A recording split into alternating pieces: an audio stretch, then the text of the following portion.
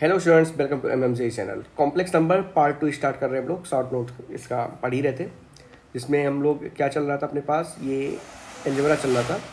तो एलजेब्रा में हम लोग मल्टीप्लिकेशन, डिवीजन, सब्ट्रैक्शन ये सब पढ़ चुके हैं। ठीक है, तो पार्ट 2 स्टार्ट करते हैं यहाँ से। तो पार्ट 2 में पहले इनइक्वालिटी मिलते हैं। तो इनइक्वालिटी मेक्स नो सेंस।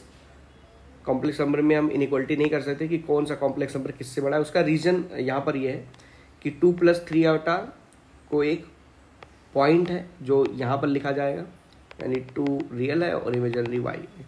और कोई दूसरा पॉइंट ले लो तो दो पॉइंट को हम नहीं कंपेयर कर सकते कौन बड़ा है। नंबर बड़ा किया जा सकता है, छोटा या बड़ा, पॉइंट को कंपेयर नहीं किया जा सकता कि कौन किससे बड़ा है कौन किससे छोटा है। ठीक है, जैसे 5+3 आयोटा को 5,3 भी लिखा जा सकता है।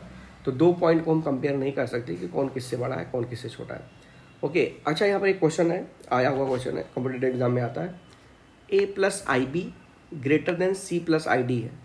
तो हमें पता है कि कॉम्प्लेक्स नंबर तो इनइक्वालिटी मेक्स नो सेंस।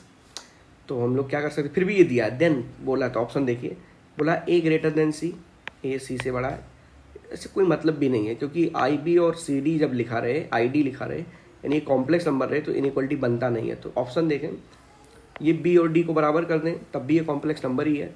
अगर मैं बोलूँ 3+2i ग्रेटर देन 2+2i, तो भले ही ये दोनों सेम है, लेकिन ये एक्चुअल में क्या है, कॉम्प्लेक्स नंबर है और ये पॉइंट में आएगा कहीं पर आर्गन प्लेन पर, तो ये कंपेयर नहीं किया जा सकता। तो ऑप्शन ये नहीं हो सकता ये, लेकिन ऑप्शन बी हो सकता है, क्योंकि बी और डी को अगर हम लोग जीरो कर दें, बराबर के साथ साथ जीरो के बराबर करें, तो ये खत्म हो जाएगा। तो दो रियल नंबर की इनइक्वालिटी यहाँ पर बन जाती है।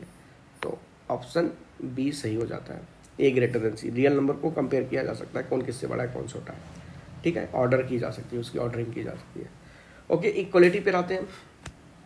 तो दो कॉम्प्लेक्स नंबर को इक्वल बोलेंगे कब, जब उनका रियल पार्ट इक्वल हो और इमेजिनरी पार्ट भी इक्वल हो साथ साथ।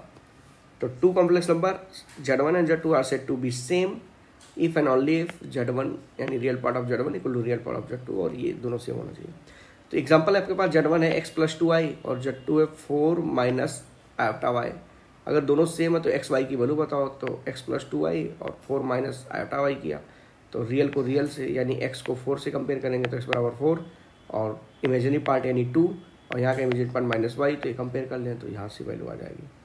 फिर से वही क्वेश्चन है कि ये पूरा अगर आपके पास 4x - 3 आयोटा + 2 आयोटा y + 7 ये 0 के बराबर है, तो x और y बताएं। तो पहले रियल ये दोनों कर दिए मैंने, उस साइड ले गया इसको, ये 4x - 3 आयोटा इस साइड रखा और इस पूरे को उस साइड ले गया, तो -2 आयोटा y - 7। अब रियल से कंपेयर कर देंगे तो 4x - 7 के बराबर होगा, और ये आपके पास -3 2y के बराबर होगा। तो सब वैल्यू आ जाती है। लॉस देख लेते हैं इसमें। लॉस तो इसमें है एग्जिस्टेंट ऑफ एडिटिव आइडेंटिटी, मतलब कोई ऐसा नंबर है जो कॉम्प्लेक्स नंबर में जोड़ दें तो कोई फर्क ना पड़े, तो हाँ 0 है। एडिटिव आइडेंटिटी का मतलब है कोई नंबर ऐसा लाओ जो गिवन नंबर में जोड़ दो तो कोई चेंज ना हो। जैसे z1 + 0, 0 + z1 z1 ही आता है, तो किसी भी कॉम्प्लेक्स नंबर का एडिटिव आइडेंटिटी 0 हो सकता है। ठीक है। एग्जिस्टेंट ऑफ एडिटिव इनवर्स, मतलब अगर आप z1 में क्या लाकर जोड़ दें कि ये 0 हो जाए, तो -z1 अगर जोड़ देंगे तो 0 हो जाएगा। तो किसी भी कॉम्प्लेक्स नंबर का एडिटिव इनवर्स होगा माइनस साइन लगा के, वही सेम कॉम्प्लेक्स नंबर। जैसे मैं आयोटा का एडिटिव इनवर्स पूछूं तो कहोगे सर -i, क्योंकि इसको दोनों को जोड़ोगे तो 0 हो जाएगा।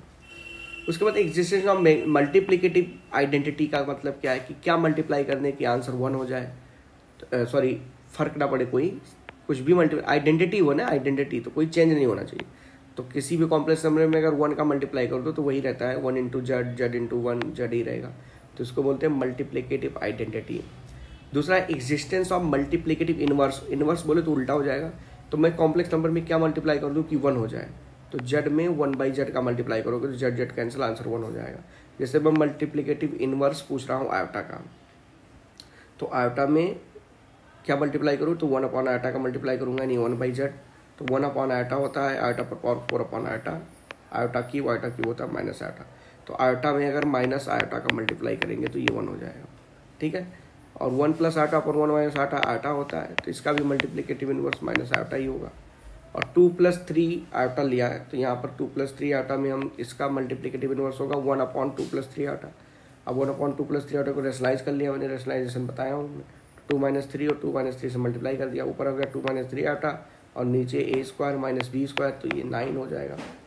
तो ये 4 हो जाएगा, तो 13, तो ये अलग हो गया। तो ये मल्टीप्लिकेटिव इनवर्स है, मतलब अगर जेड का मल्टीप्लिकेटिव इनवर्स कोई पूछे तो 1/z होता है, लेकिन इसको सिंप्लीफाई करके बताना होता है, ठीक है। ये क्या फॉलो करता है, कम्यूटेटिव लॉ फॉलो करता है, Z1 + Z2, Z2 + Z1 same होगा, Z1 × Z2, Z2 × Z1 ये भी सेम आता है, यानी कम्यूटेटिव लॉ फॉलो कर रहा है। डिस्ट्रीब्यूटिव लॉ फॉलो कर रहा है, Z1 बाहर है, अंदर मल्टीप्लाई कर सकते हो, ठीक है। फॉलोज एसोसिएटिव लॉ, Z1 का Z2 से मल्टीप्लाई करके फिर Z3 मल्टीप्लाई करो, या Z1 बाहर रहने दो, Z2 Z3 आपस में मल्टीप्लाई करो, तो ये भी आपका है। अगर Z1 + Z2 जोड़ लिया, उसके बाद Z3 ऐड किया, या Z1 को रहने दिया, Z2 और Z3 ऐड किया, इसको बोलते हैं एसोसिएटिव लॉ फॉलो करता है। नेक्स्ट आता है, काफी इंपॉर्टेंट है ये, कंजुगेट ऑफ कॉम्प्लेक्स नंबर। अगर Z conjugate of complex number क्या होता है समझे, तो अगर जेड आपको a + IB दे रखा है, तो कंजुगेट ऑफ जेड को इसे जेड बार से डिनोट करते हैं, जेड बार से डिनोट करते हैं, और आयोटा को रिप्लेस कर देते हैं माइनस आयोटा से। कंजुगेट जेड यही काम करता है, जहां आयोटा हो वहां माइनस आयोटा से रिप्लेस कर दो। तो जेड अगर a + IB है, तो आयोटा की जगह माइनस आयोटा रखा, तो a - IB कंजुगेट जेड आ गया। एग्जाम्पल के तौर पर अगर आपके पास जेड है 3 + 4 आयोटा, तो कंजुगेट जेड होगा 3 - 4 आयोटा, ठीक है। अब ये प्रॉपर्टीज देखें, जैसे आयोटा का कंजुगेट क्या होगा, यानी जेड अगर आयोटा है तो कंजुगेट जेड होगा माइनस आयोटा, ठीक है।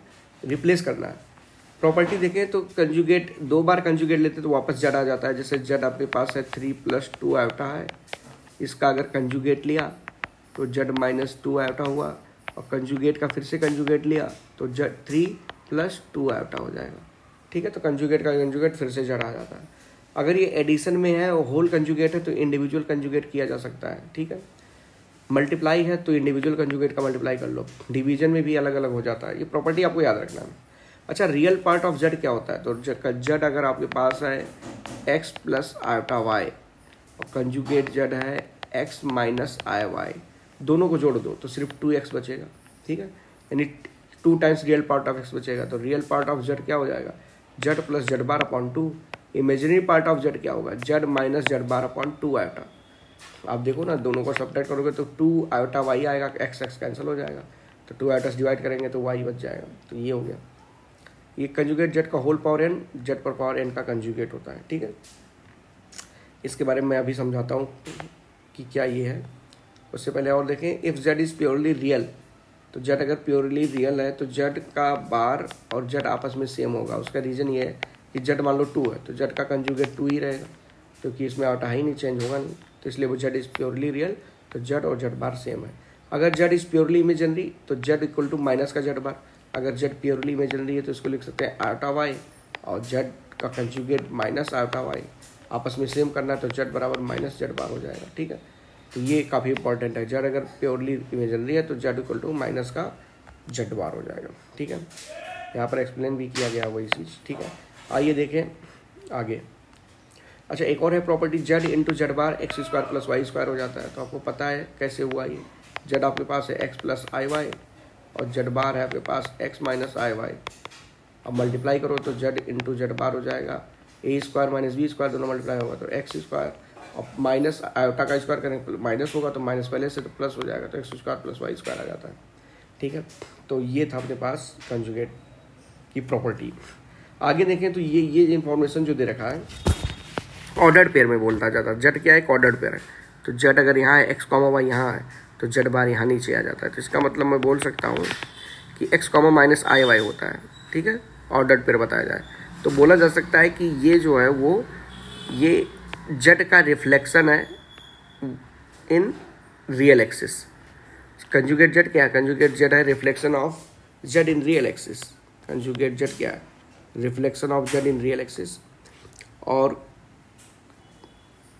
माइनस जेड क्या है, माइनस जेड क्या है, mirror image of Z about origin, ठीक है। यहाँ से यहाँ तक आ जाते हैं। देखो ये x, y है, ये -x, y है, तो माइनस जेड क्या है, इसी का मिरर इमेज है अबाउट ओरिजिन, ओरिजिन के अबाउट एक्सिस में है। इसको और डेप्थ में हम आगे पढ़ेंगे, पहले चलते हैं इसको। तो एक क्वेश्चन है मेरे पास कि आपको बोला है कि रियल पार्ट ऑफ ये पूरा इन्फॉर्मेशन जो अंदर है ये 0 है। तो इसका रियल पार्ट 0 है, मतलब ये पूरा क्या है, प्योरली इमेजिनरी है। ये रियल पार्ट 0 है तो ये प्योरली इमेजिनरी है, और प्योरली इमेजिनरी है तो दिस और इसी का कंजुगेट आपके पास सेम होना चाहिए। तो वही पूछा कि find relation between x and y, तो x y में रिलेशन चाहिए, और z को बोला x + आयोटा y लेना है। तो रियल पार्ट किसी चीज़ का अगर जीरो हो तो वो प्योरली इमेजिनरी है, और प्योरली इमेजिनरी है तो ये और इसी का कंजुगेट आपके पास सेम होना चाहिए माइनस साइन लगा के। तो मैंने यही लिया और इसी का कंजुगेट लिया माइनस साइन लगा के।